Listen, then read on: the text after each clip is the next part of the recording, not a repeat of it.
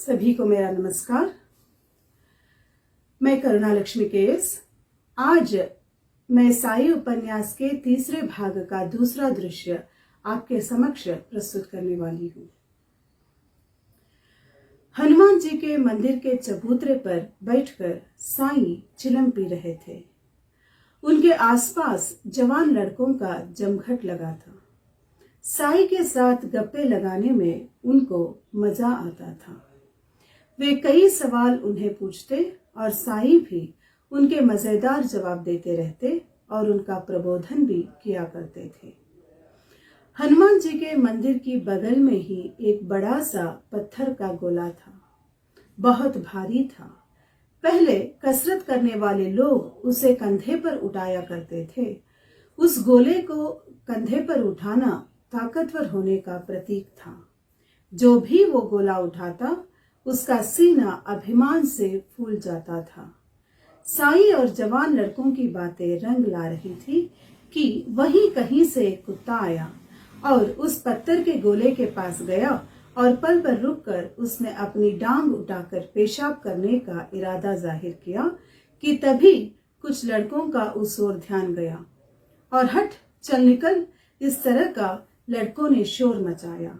वो कुत्ता उस अचानक हमले से डर गया और अपना इच्छित उद्देश्य अधूरा छोड़कर वहां से भाग गया।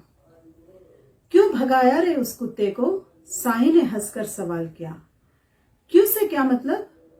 वह उस पत्थर पर अपने अभिषेक की धारा जो पकड़ रहा था ना, तो क्या होता?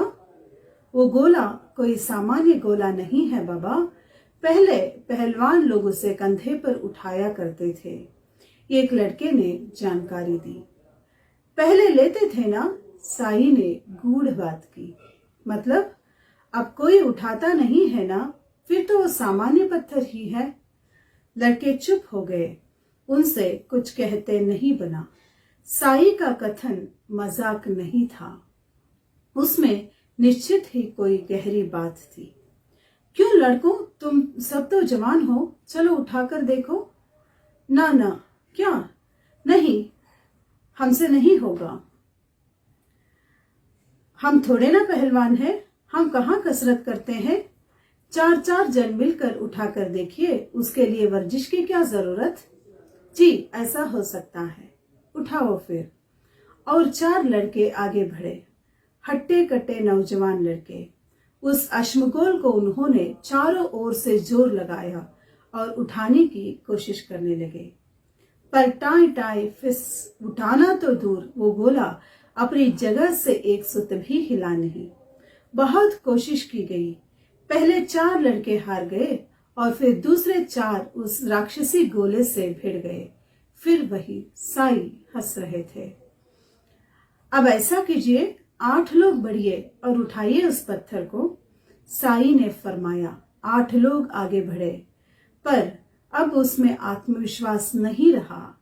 बस आगे बढ़ना है, इसलिए वे आगे बढ़ रहे थे।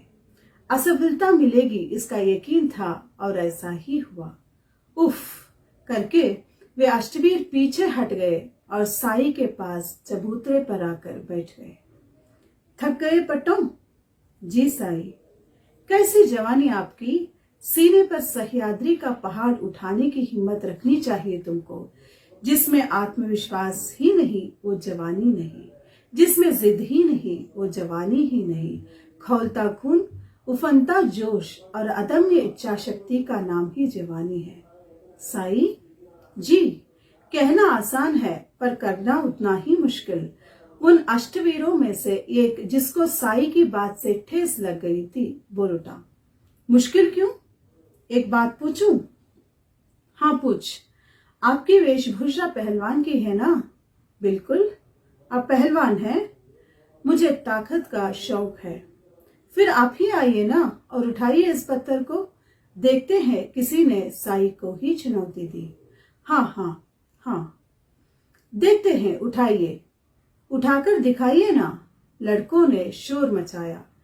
ठीक है, देखता हूं। अब हटो हटो, देखते हैं वो पत्थर कितना भारी है, कहकर साईं आगे बढ़े। अब गांव के बाकी लोग भी इकट्ठा हो गए थे। हर के चेहरे पर कौतूहलता। साई आगे बढ़े। दाएं हाथ से उठाऊं या बाएं? साई ने दाया घुटना जमीन पर टिकाकर सबकी ओर देखकर सवाल किया और एक हंसी बिखरी। क्यों हंस रहे हो? दाया बाया नहीं, दोनों हाथों से उठाएंगे तो भी ये बहुत है।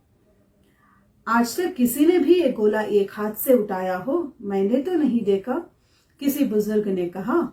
और अगर आप उठाएंगे तो वो चमत्कार होगा। ठीक है, अब आप ही देखिए, कहकर साई ने उस गोल पर अपनी नजरें गड़ा दी। उन्होंने वो गोला पहले हाथ से आजमाया, फिर उसे वे बोले, बेटा अब जिद छोड़, तुम्हें मैं उठाने मैं खुद आया हूं। पहले उन्होंने दोनों हाथों से गोला पकड़कर उसे हिलाया। तभी तालियों की गड़गड़ाहट हुई, क्योंकि 8 लोगों के बल से वो गोला टस से मस भी नहीं हुआ था। साई ने फिर जोर लगाकर दोनों हाथों से उठाकर उसे अपने कंधे पर ले लिया। पल भर सांस ली। दाएं हाथ से पकड़कर बाएं हाथ का इस्तेमाल कर उन्होंने बड़ी फुर्ती से दाएं कंधे पर उठा लिया और झट से खड़े हो गए। उनकी यह अद्भुत ताकत देखकर सभी दंग रह गए। फिर उन्होंने वो गोला नीचे फेंक दिया। धप की आवाज आई। धरती के कांपने का हल्का सा आभास हुआ। फिर उन्होंने दायां पैर टिकाकर और बाएं हाथ से गोला उठाकर बाएं रान से फिर बाएं कंधे पर उठा लिया और झट से खड़े हो गए। लोगों ने दांतों तले उंगली दबाई।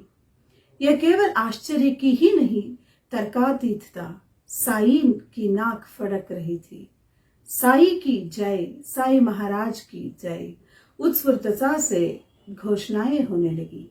साई ने वो अश्मगोल नीचे फेंका। फिर धप की आवाज आई और पुनः एक बार हल्का सा धरती कंप हुआ। बच्चों, साई ने पसीना पोंछते हुए कहा, अब मुझे बताओ, मैं टुकड़े मांगकर भिक्षा खाने वाला फकीर, यदि मैं इसे उठा सकता हूं तो तुम क्यों नहीं? आप तो पौष्टिक खाते हैं। देखो, आज से कसरत शुरू करो, शरीर कमाओ। देह की ही भगवान का मंदिर है, वह सशक्त, पवित्र और निरोगी होना चाहिए। और साई वहां से उठकर चले जाते समय उनकी नजर आसमान में कुछ ढूंढ रही थी। शायद भविष्य की वे आहट ले रहे थे। धन्यवाद।